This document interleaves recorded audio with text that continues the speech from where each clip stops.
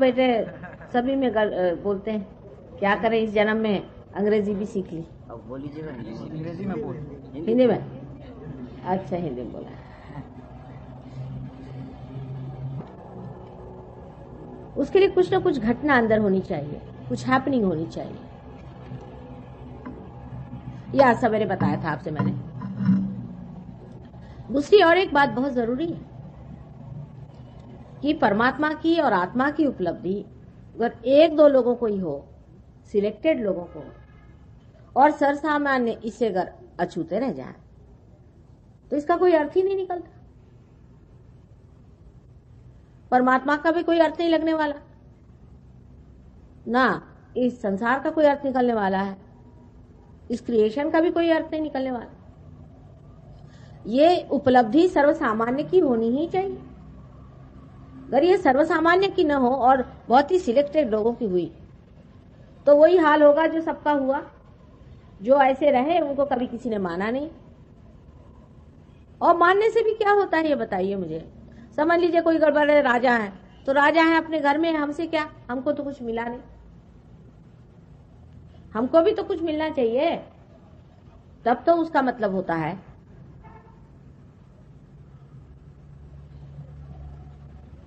इसलिए ये घटना घटित होनी ही चाहिए। इतना ही नहीं, ये सर्वसामान्य में अधिक लोगों में होना चाहिए, काफी लोगों में होना चाहिए। साइंस का भी मैंने बताया ऐसे ही तरीका होता कि कोई आप एक बिजली का आपको पता लग गया, जिसको पता लगा होगा वो अगर सर्वसामान्य के लिए नहीं उपयोग में आएगी तो उस बिजली का क्या मतलब।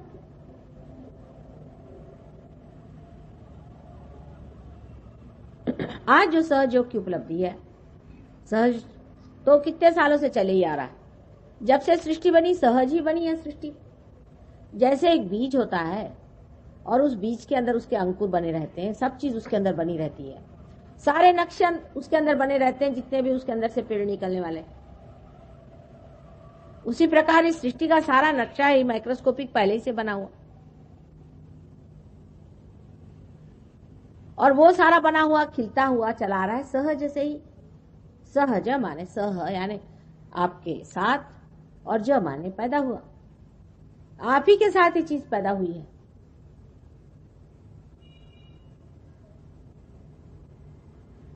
और जिस प्रकार पेड़ में एक दो फूल पहले लगते हैं, लेकिन जब वृक्ष बड़ा हो जाता है, बाहर आती है, तब अनेक फूल लग के उसके अनेक फल हो जाते हैं। उसी प्रकार जो आज ये सहयोग हमारे हाथ में नए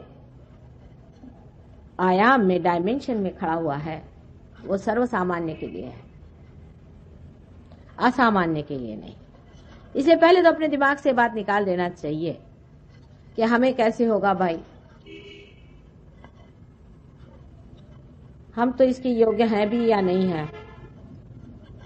ये घटना हमारे अंदर घटित हो ही नहीं सकती। ऐसे दिमाग में बातचीत लेकर के पहले से आए हो तो उसे अपने जूते के साथ बाहर रख दीजिए। ये तो होना है ही, ये घटना होनी ही है, चाहे आज नहीं होगी कल जरूर होगी, और हमें करना ही है। और आप इसके पात्र भी हैं। अब सत्पात्र ढूंढते कहां तक घुमा फिरा जाए। माने अगर एकदम सबसे बढ़िया चीज हो और उसमें ही काम कर दिया तो कौन सी कमाल कर दिया।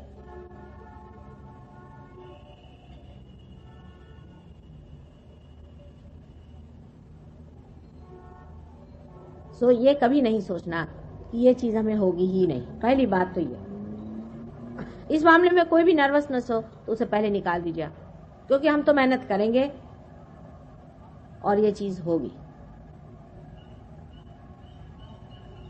अब दूसरी बात यह है कि शंका होती है कि माँ ये कौन होती है करने वाली। और हमने तो सुना था कि कुंडलिनी की जागृति तो बड़ी ही कठिन चीज है, वो तो सर के बल खड़े हुई है, हजारों वर्षों बाद हो जाती है। सब लोग यही कहते, पता नहीं क्या क्या चीजें लिख मारी है, लेकिन ये बात हमारे साथ नहीं। हो सकता है कि हम बड़े माहिर हैं, इसके कारीगर हैं, जानते हैं काम, इसलिए हमें तो कोई, कभी हमने आज तक देखा ही नहीं कि किसी ने कहा है कि माँ हमें पार करो, और किया नहीं। हर तरह के होते हैं प्रॉब्लम। बड़े परम्यूटेशंस कॉम्बिनेशंस हैं इसके, प्रॉब्लम्स भी हैं, क्योंकि इंसान ने अपने को काफी गलत रास्तों में डाल रखा है। जरूरी नहीं कि वो खराब आदमी, अच्छा आदमी होता है, पर धर्म में भी गलतियां हो जाती है, गलत जगह मत्थे टिक जाते हैं, गलत लोगों को मान लेते हैं, चक्कर चलते हैं। अब ये आदमी बड़े शरीफ हैं बेचारे, बहुत शरीफ आदमी, कोई खराबी नहीं है, ये चक्कर में आ गए, मतलब थोड़ी बेवकूफी कर गए और क्या। और क्योंकि शैतान की जो शक्तियां इतनी ज्यादा कार्यान्वित है कलयुग में, उसके चक्कर से मुश्किल से बचते हैं, बच्चे हैं ना आप।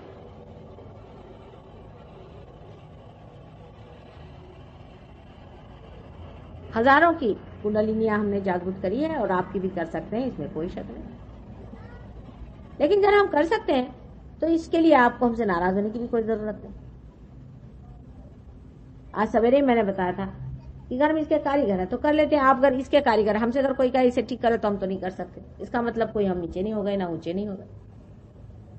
हमसे आप अगर कहिए इसे चलाइए तो हम इसे चला नहीं सकते, आप 17 मरतबा सिखाइएगा, हमारे बस का नहीं। इतने हम इस मामले में बेकार है। लेकिन जिसको हम जानते हैं वो काम जानते हैं, वो हम करते हैं और किया है, और आप में भी घटित हो सकता है। इसलिए इस तरह की तैयारी करके बैठे जाए कि होना है, हमारा पात्र भी है और ये घटना होगी, और सर्वसामान्य के लिए यह है, सिर्फ तैयारी रखनी चाहिए। अगर कोई दोष हो तो हमें बताना ही होगा, कोई परहेज करना हो तो बताना होगा, या कुछ आपने ऐसा परहेज गड़बड़ कर दिया हो उसके बारे में भी कहना होगा। तो लोग तो बात बात में नाराज हो जाते। इंसान भी अजीब है। अगर मैं आपसे कहूं कि मेरे लिए आप 3000 रुपया लाइए तो आपको कोई हर्ज नहीं, आप लाके फौरन दे दे। लेकिन मैं कहूं बेटा ये जरा गलत काम है, इसको जरा छोड़ दो, तो बड़ा बुरा मान जाएंगे, फौरन पंडाल छोड़ के चले।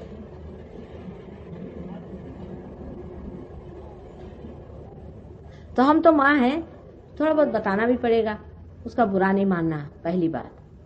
दूसरी बात यह है कि इसमें जमना होता है। आज आप आए हैं, बहुत से लोग, कुछ लोग सवेरे आए थे, वो फिर से आए। सहयोग में जमना होता है, क्योंकि जैसे एक पौधा होता है और उसकी जीवंत क्रिया होती है, उसे जमाना पड़ता है।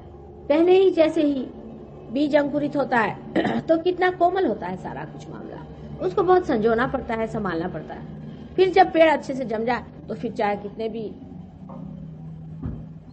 जोर से हवा चले, कोई भी आफत आ जाए, कितना भी झंझावात हो जाए, कोई डर नहीं होता उसको। इसलिए ये चीज जानना चाहिए कि पाने के बाद आपको जमना है। तीसरी बात ये भी है कि बहुत से लोगों को भाषण सुनने की बहुत आदत हो गई। एक साहब आए थे, वो तो मेरे ख्याल से गुरु शॉपिंग करते हैं। उनसे मैंने पूछा, वो सब गुरुओं के पास जाए, मेरे पास भी ऐसे आगे झोला उठा करके, गुरु शॉपिंग हो रहा है, चलो यहाँ भी कुछ खरीद लो। तो यहाँ मामला और है, यहाँ कोई आप शॉपिंग नहीं कर सकते। भाषण से मैं नहीं संतोष पाती हूँ, भाषण ठीक है, उसमें भी आपकी कुंडलिनी मैं नचा रही हूँ और उठा रही हूँ, और पार जब तक आप नहीं होंगे तब तक मुझे संतोष नहीं होने वाला। और आप भी क्यों इस झमेले में फंसे हुए हैं, क्यों नहीं पार हो जाते? आखिर तो वही पाने का है, उसी को जानने का है।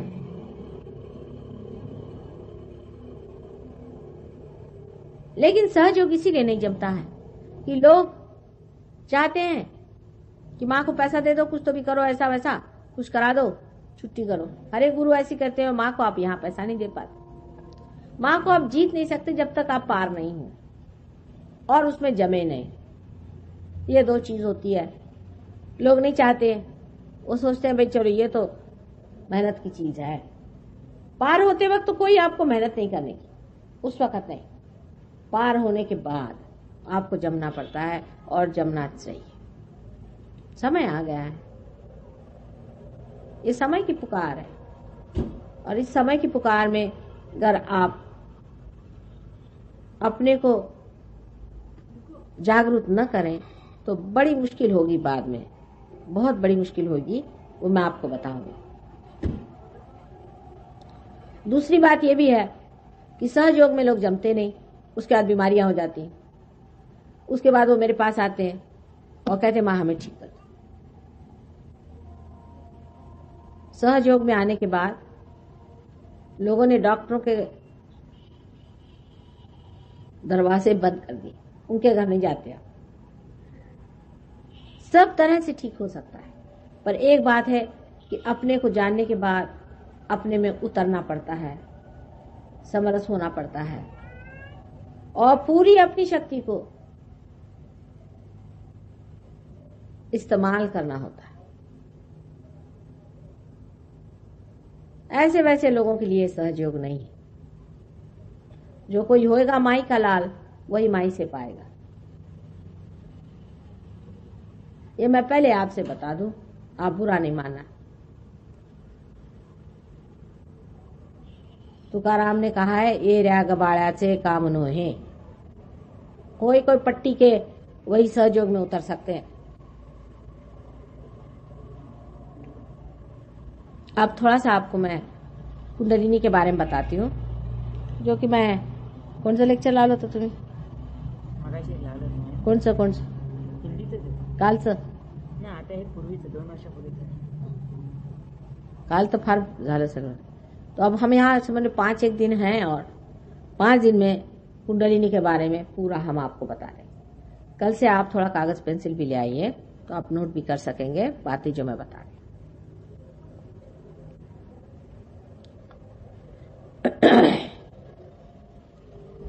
पहले तो आपको यहाँ सामने दिख रहा है,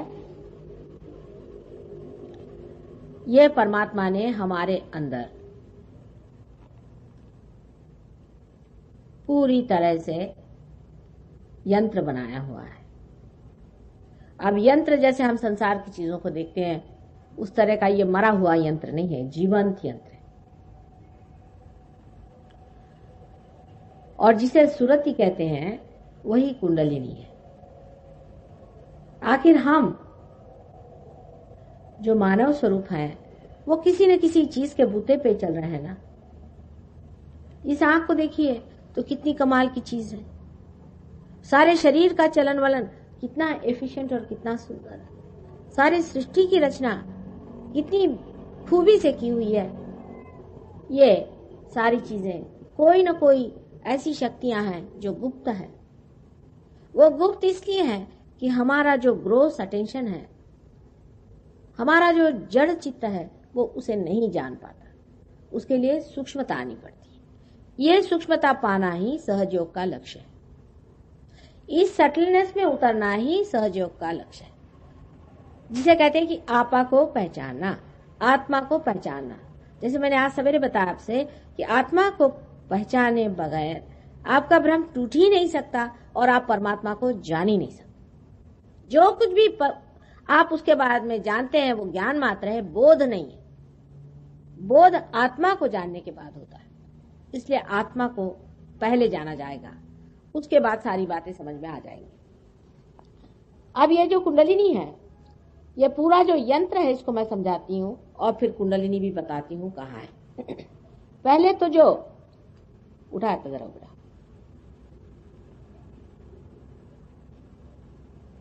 एक एक करो।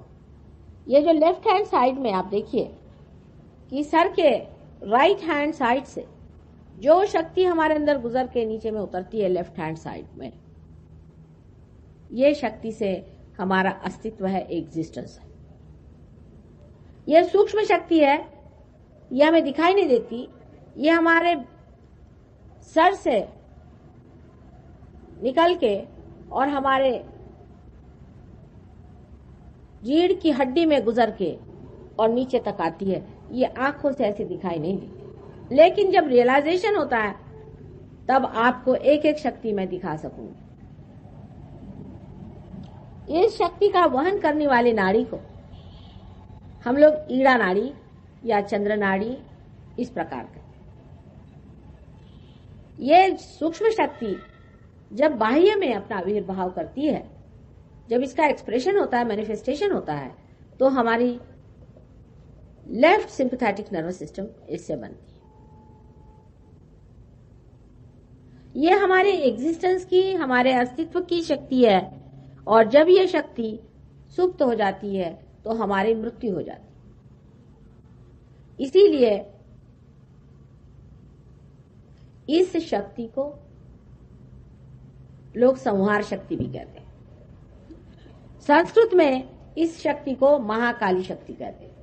अंग्रेजी में इसके शब्द नहीं, क्योंकि अंग्रेजी में इस चीज का पता ही नहीं लगाया है कि इसके अंडरकरंट्स क्या है। सिंपैथेटिक और पैरासिम्पैथेटिक नर्वस सिस्टम के अंडरकरंट्स क्या है, उसका अभी तक पता ही नहीं लगा है साइंस। इसलिए इसके लिए अगर मैं महाकाली की शक्ति कहूं तो बड़े घबराने की बात नहीं, हम लोग कोई अंग्रेज नहीं है। और दूसरी जो शक्ति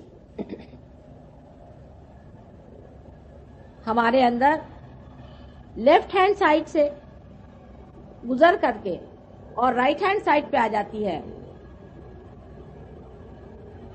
इसे महासरस्वती की शक्ति कहते हैं। इस शक्ति से हम अपने शरीर का चलन वलन, शारीरिक क्रियाएं और बौद्धिक क्रियाएं, मेंटल एक्टिविटीज करते हैं। आप मेडिसिन में लेफ्ट एंड राइट सिंपैथेटिक का फर्क लोग नहीं लगा पाते, लेकिन ये दोनों दो चीज है। लेफ्ट से आपकी इमोशनल साइड होती है और राइट से आपकी मेंटल और फिजिकल साइड होती है। इसका फर्क मेडिसिन में नहीं होता। इसी के कारण डायबिटीज जैसी बीमारी लोगों को समझ में नहीं आती। वो मैं आपको बताऊंगी कि कैसे इम्बैलेंसेस आ जाते हैं। और इम्बैलेंस, ये दो चीज का फर्क समझ लेने से ही समझ में आता है कि एक नाड़ी ज्यादा चलती है, एक कम चलती है। एक कम चलती है तो उसके कारण उसकी बीमारियां हो जाती है, और जो ज्यादा चलती है उसके कारण उस पर एग्रेशन भी हो जाता है। इम्बैलेंस का सेंस जो है वो तभी आता है जब उसके दो सिरे आप देख सकते हैं।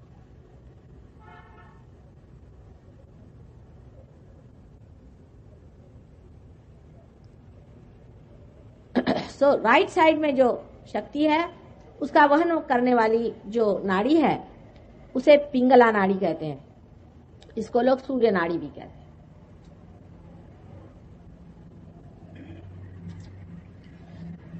इससे राइट साइड की जो सिंपैथेटिक नर्वस सिस्टम है उसका प्रादुर्भाव होता है।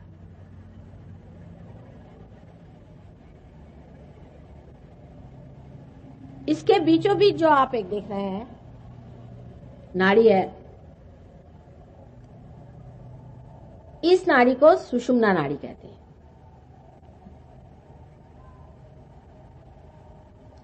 यह नाड़ी जहां तक बनी हुई हमारे अंदर में है, माने ये पैरासिम्पैथेटिक नर्वस सिस्टम को मैनिफेस्ट करती है, वहीं तक मनुष्य पहुंचा हुआ है।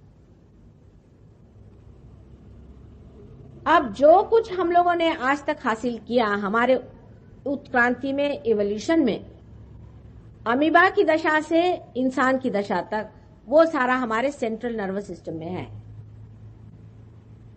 हमारी जो सेंट्रल नर्वस सिस्टम जो है वो समझ लीजिए इस सब का रिफ्लेक्टर है।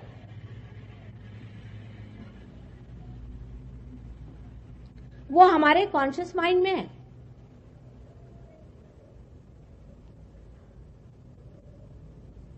जो लेफ्ट हैंड साइड की जो ईड़ा नाड़ी है ये हमारे सुप्त चेतन को प्लावित करती है, मैंने सब कॉन्शियस को प्लावित करती है या उसको चलाती है। जैसे आप मुझसे कुछ बात सुन रहे हैं अभी, ये अपने कॉन्शियस माइंड से सुन रहा है, लेकिन ये बात आपके सुप्त चेतन माने सबकॉन्शियस में चली जाती है। ये काम जो है लेफ्ट साइड की जो ये नाड़ी है ये करती है कि जो हमारी आपसे बात सुनी उसको फौरन उधर रख दिया सबकॉन्शियस में। और इसीलिए इसे कंडीशनिंग लोग कहते हैं। वो दो प्रकार के हो सकते हैं, सुसंस्कार भी हो सकते हैं और कुसंस्कार भी हो सकते हैं। अब फ्रॉइड जैसे लोगों ने कुसंस्कार ही देखे, उनकी आंख तो मतलब ये जो नॉलेज लेने का तरीका है इन लोगों का वो ऐसा है कि ये अंधेरी जगह है, आज जिसके हाथ में जो मिल गया वही लेके बैठ गए, यही सत्य है, ऑब्जेक्टिव जिसको कहते हैं। दूसरा तरीका ये है कि लाइट जला दी, आप सब देख लो, ये सहजयोग का तरीका है। और ऐसे ज्ञान पाने का, किसी से सुनने का या साइंस से या किसी तरह से पाने का अंधा तरीका है। तो उस तरीके से जब खोजा गया तो श्री फ्रॉइड साहब अंधे तो थे ही और खुद भी दिमाग के कुछ अजीब उल्टे आदमी थे मेरे ख्याल से।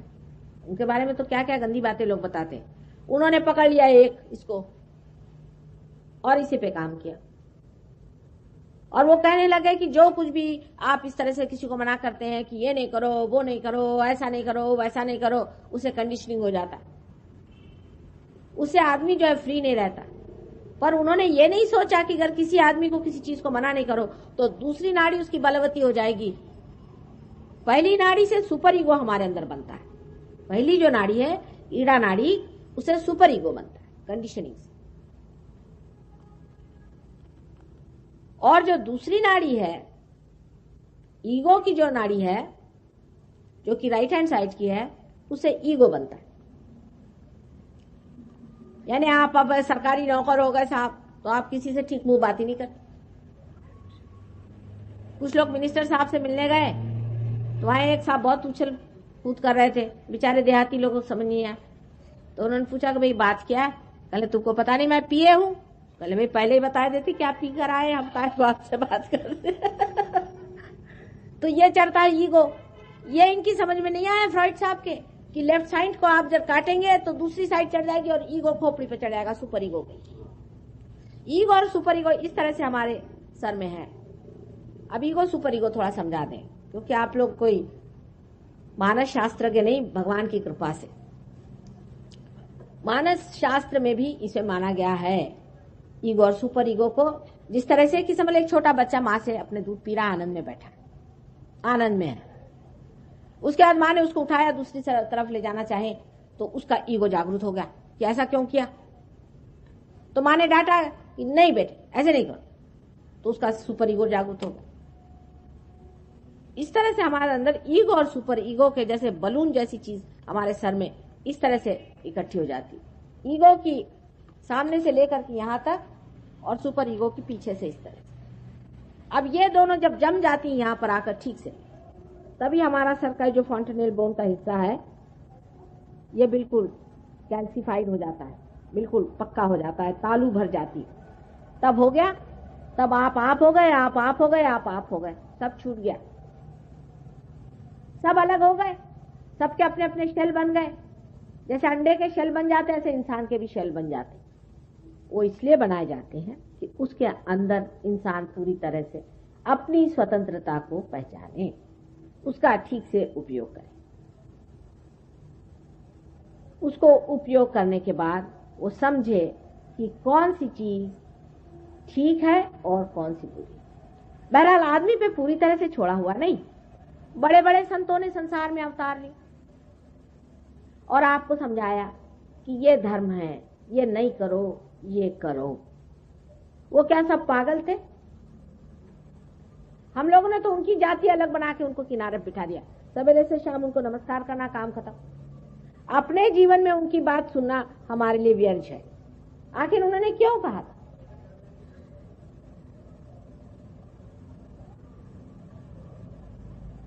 ये बात उन्होंने क्यों कही थी कि ऐसा न करो, ऐसा मत करो, ये करने से वैसा हो जाएगा, वो करने से ऐसा हो जाएगा? क्योंकि हम बहुत अक्लमंद है ना, हम तो सब चीज साइंस से जानेंगे। साइंस होता ही क्या है? बहुत ही थोड़ा हिस्सा है इस ज्ञान का। मैं वो भी आपको बताऊंगी कि साइंस से आप कितना छोटा सा हिस्सा जानते हैं, बहुत थोड़ा सा। पिंगला नाड़ी से जो 5 तत्व आपके अंदर गुजरते हैं, उस सिर्फ 5 महाभूतों को आप उनके बारे में जानते मात्र हैं कि जैसे कि पृथ्वी के अंदर में ग्रेविटी है, पर क्यों है, कैसे है? एक सवाल आप पूछे कि हम अमीबा से इंसान क्यों बने, क्या वजह है? अगर हम इसको बना रहे हैं तो इंसान पूछेगा कि आप इसे क्यों बना रहे हैं, आखिर इसका कोई अर्थ होगा। परमात्मा ने क्यों बनाया हमको? आज एक बायोलॉजी के आए थे, वो कहले मुझे भगवान पे विश्वास नहीं। मैंने कहा आप पे मुझे आश्चर्य होता है कि बायोलॉजी वाले को विश्वास नहीं तो फिर हो गया।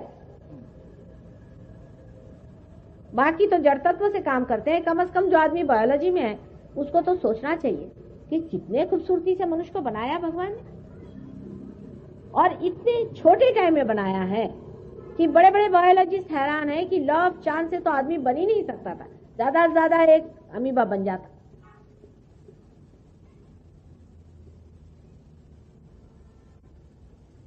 तो हमारे ऊपर ये जिम्मेदारी परमात्मा ने दे दी, हमें उसने स्वतंत्रता दे दी कि हम स्वतंत्र रूप से जाने कि अच्छा और बुरा क्या है।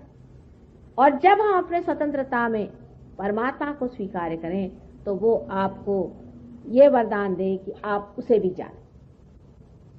जिस प्रकार ये मशीन बनाई गई और तैयार की गई, लेकिन जब तक इसको मेन से नहीं आपने लगाया तब तक इसका क्या अर्थ निकलेगा। इसी के अंदर कॉर्ड बना देते हैं ना, उसी प्रकार आपके अंदर जो कॉर्ड बना है वही कुंडलिनी है। परमात्मा ने बना के पहले से रखा है, आपको बनाना कुछ नहीं, आपको कुछ मेहनत नहीं करने की। जैसे कोई अंकुर होता है, प्रिम्यूल होता है, उसी प्रकार परमात्मा ने आपके अंदर इसका अंकुर रखा हुआ है। वही कुंडलिनी है जो ट्रायंगुलर बोन में है। आप बीच में गैप आप देखते हैं, यही गैप इंसान की सेंट्रल नर्वस सिस्टम में अभी है। वो गैप ये है कि उसके हृदय में जो आत्मा है, उसके हृदय में जो स्पिरिट है, उससे उसकी जो गैप बनी हुई है वही ये गैप है। हमारे अंदर आत्मा है, वो सब कुछ जानता है, वो क्षेत्रज्ञ है, लेकिन वो हमारे सेंट्रल नर्वस सिस्टम में नहीं है, माने हमारे कॉन्शियस माइंड में नहीं है। माने ये कि हमने उसे जाना नहीं, वो हमें जानता है।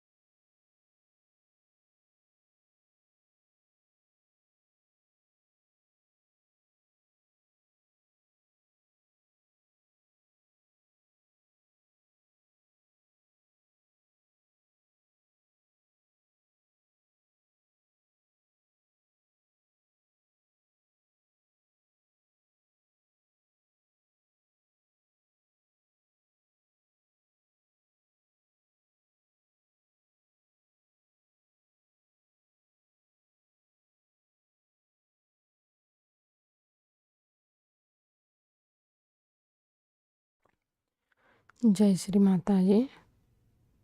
श्री 3 महामंत्र।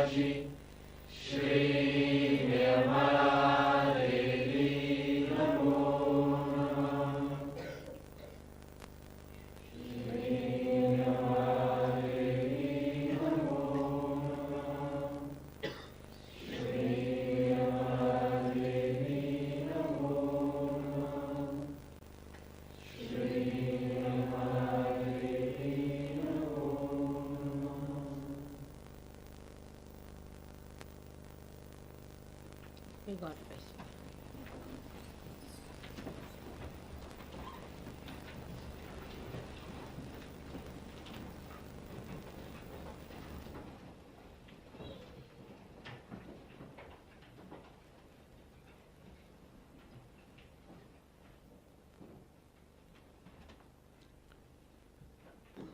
May God bless you all.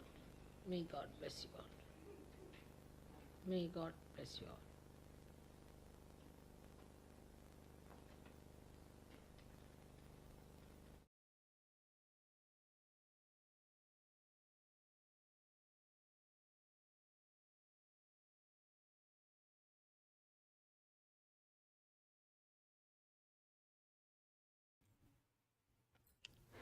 जय श्री माता जी।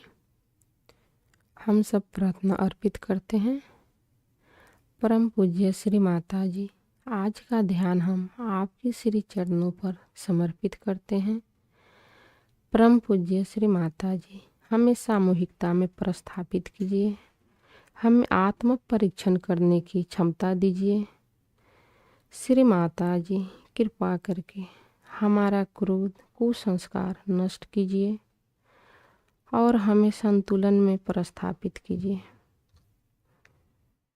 श्री माता जी, हमें सहज संस्कृति के मर्यादा में रखिए। माँ, हमें सहनशील बनाइए, क्षमाशील बनाइए।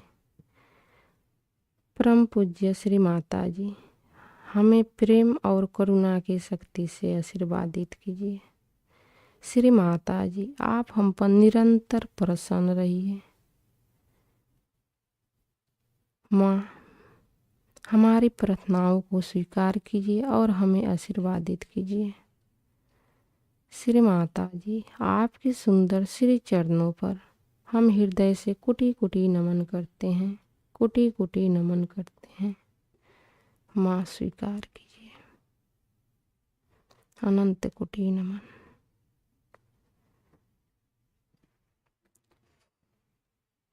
जय श्री माता जी। सामूहिक बंधन।